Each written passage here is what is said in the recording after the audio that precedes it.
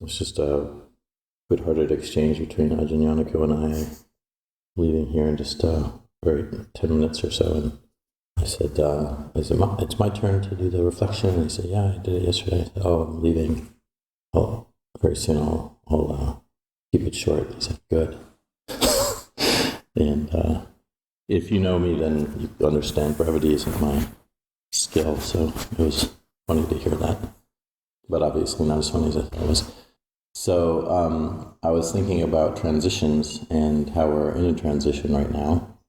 But there's this kind of thing that I have a sense with, like, human beings and how we kind of search for stability, and we sometimes really or often resist anicca. We resist change, and often want to keep things the same and fight transitions, or they tend to be something that we like patterns. We like things to be the same. We like to not be surprised. But also conversely, like, it seems to me that a lot of times it's just a perception, like the transitions are happening all the time, but we're intentionally ignoring them. We're often ignoring, old age, sickness, and death. We're often ignoring kind of changes in our daily life that occur all the time, whether it's, you have some difficulty with another person, or you just have something that isn't quite right with one's body, or things change in the schedule and we're doing something, or the responsibility we have is no longer there, or we have added responsibility. All these things kind of come at us, and it's very easy to kind of either resist them or to sort of find ways that we can just keep ourselves in a perception that things are okay, things are not changing, I'm going to be still the same, doing the same things. But, with what was said yesterday, I think it was about Ajahn Jayasara, maybe, who said, like, I challenge you to think of any situation that you can't practice the Dhamma in. And I was thinking, like, whoa, that's a pretty bold statement. I mean, we can think of some very horrible situations people might be in.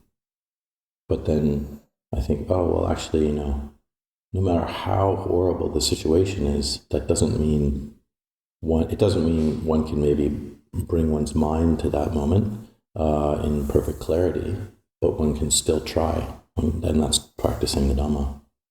So no matter what the conditions we're in, whether they're changing in drastic ways or just little ways, we're always able to keep that practice going. We're always able to bring ourselves to seeing these things as good challenges that we're possibly bringing in as helpful to us. So that attitude can change, and we can kind of try to see transitions, try to see the changes in our lives, whether they're these very small, minuscule things, or they're quite, significant or even dangerous.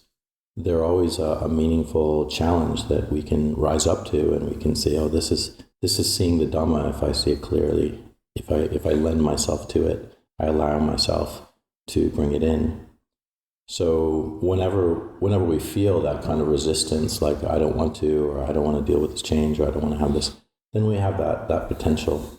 So just trying to bring that to mind in many moments of the day as much as we can, because a lot of times we try to placate ourselves or disguise these transitions, or try to actively keep things the same.